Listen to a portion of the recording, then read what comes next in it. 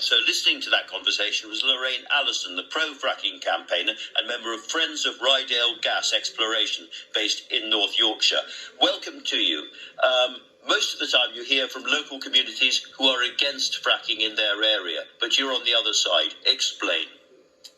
Well, when I first heard about shale gas and that the Bowland Shale sits right across the north of England, I actually was very excited because I thought that that would be great for jobs and business opportunities and would help lift the north. And because I live in a rural area, we have little opportunity for industries. It's mainly tourism and agriculture, and they're basic pay, often part-time and seasonal. So this would be high-paid jobs all year round and would help keep the youngsters living in the area, because we get a lot of youngsters move away from a rural area. So to me, it was a win-win situation. It would help our country, particularly with energy security. In 2004, we were self-sufficient for gas, and now we're importing over 50%, spending £11 billion that we could spend in our own country and invest here.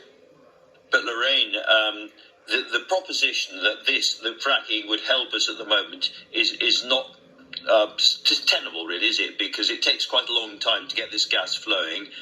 There's very little fracked gas that's going to be available in the short term, even if we start now. Stop thinking in the short term. Nick Clegg in 2011 said we shouldn't build nuclear because it wouldn't be ready till 2021, and look where we are now.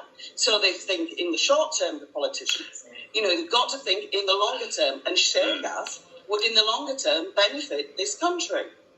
But I was talking to Ian Conn, who was the former boss of Centrica, and he said that they had studied the geology quite carefully, and they simply thought there was not enough available gas to be fracked to make any difference to the UK economy, and that it wasn't economically viable.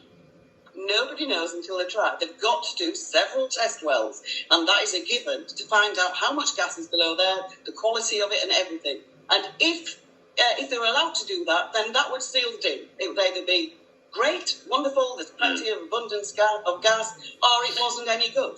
But you've got to be able to do that. And at the moment, we're in stalemate. We're back to square one with all the protesters proclaiming every doom and gloom event that they can.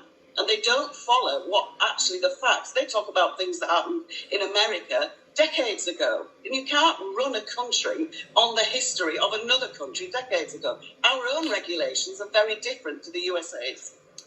There were a lot of headlines, I'm sure you remember them well, about all those tremors around Blackpool when gas was fracked there. Jacob Rees-Mogg was arguing in the House of Commons today that there was a kind of hysteria about this. A tremor is not an earthquake, and that we had simply got this out of kilter. Do you agree with that? Yes, I do agree with what he said. Because if you don't like tremors, why aren't the environmentalists down in Cornwall, where there's a geothermal well, they frack exactly the same way, and it's caused plenty of tremors. Nobody's batted an eyelid. And also you'd have to stop quarrying and construction. And the other thing about the underground in London, you can feel the vibrations. Everything creates tremors, and you cannot live in a country with no tremors at all. And it's a fallacy. You've got to be able to measure shale gas, fracking, hydraulic fracturing in the same way as they do other industries, and that has to be peak particle velocity. People don't understand the Richter scale, and therefore, if you did it peak particle velocity, what stopped the fracking in Lancashire was only the half the measure that is allowed for quarrying and construction. It needs to be done on a level playing field. Lorraine Allison, good to get a Yorkshire voice onto the show. Thank you very much indeed for that. Coming up, I'm going to be talking to